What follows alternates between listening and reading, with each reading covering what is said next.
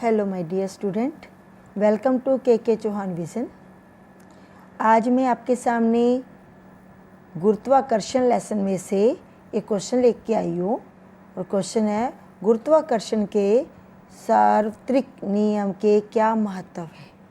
ठीक है, what is the importance of universal law of gravitation. तो गुरुत्वाकर्षण के सार्वत्रिक नियम को हम बोलते हैं यूनिवर्सल लॉ ऑफ ग्रेविटेशन। ठीक है, कि क्या महत्व है, इम्पोर्टेंस बतानी है हमने। तो इसके जो महत्व है हम उसके बारे में अब स्टडी करेंगे कि अगर ये रूल है तो हमें क्या क्या फ़ायदा हो रहा है। फर्स्ट जो है, इस बल के कारण जो बल लगता है ना, फोर्स दो बॉडीज़ के बीच में लगती है ना, पहले तो हमें पता होना चाहिए कि गुरुत्वाकर्षण का सार्वत्रिक नियम क्या है।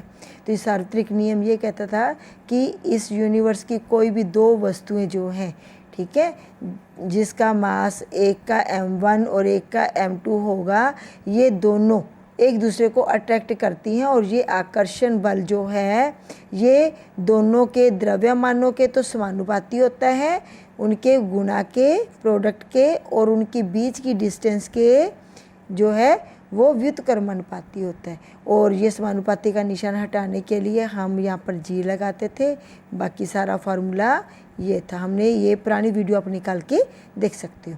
तो अब ये नियम था। अब कहते हैं इस नियम के महत्व बताओ।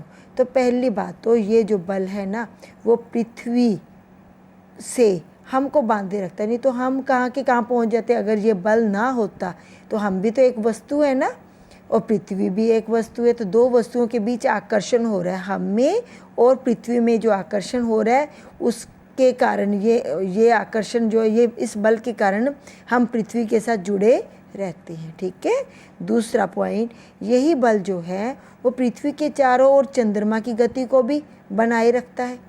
चंद्रमा देखा ना, पृथ्वी के चारों ओर गति करता है ना, तो चंद्रमा भी जो है वो पृथ्वी के चारों ओर गति में तभी रह सकता है अगर ये बल है। तो अब पृथ्वी भी एक वस्तु है, चंद्रमा भी एक वस्तु है, इन दोनों के बीच में क्या हो रहा है, आकर्षण बल हो रहा है। तो ये बल जो है चंद्रमा को पृथ्वी के चारों ओर गति में बनाए रखता है। तीसरा, इसी बल के कारण सूर्य के चारों ओर हमारी पृथ्वी भी और बाकी ग्रह भी सभी गति में रहते हैं। ठीक है, इसी बल के कारण चंद्रमा जो है वो चंद्रमा और सूर्य के इसी बल के कारण ज्वार भाटा भी आता है। ठीक है, ज्वार भाटा आना भी तो जरूरी है ना समुद्र में।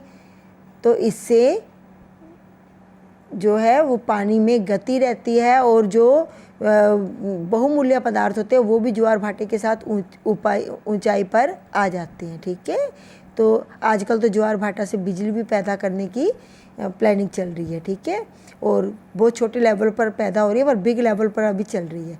तो आज का क्वेश्चन जो था हमारा वो था, what is the importance of universal law of gravitation. तो गुरुत्वाकर्षण के सार्वत्रिक नियम के महत्व बतानी है। तो मैंने 4 महत्व किए। एक, इसी बल के कारण हम पृथ्वी से जुड़े हुए हैं, इसी बल के कारण पृथ्वी के चारों ओर चंद्रमा गति करता है, इसी बल के कारण सूर्य के चारों ओर सभी ग्रह, हमारी पृथ्वी भी एक ग्रह है ना, तो वो भी गति करती है, और इसी बल के कारण चंद्रमा और सूर्य जो है उसके कारण समुद्र में ज्वार भाटे आते हैं। ठीक है, टाइडल आते हैं। ओके बेटा, watching for my video, thanks for watching my video. Please share this video to concerned student. Thank you.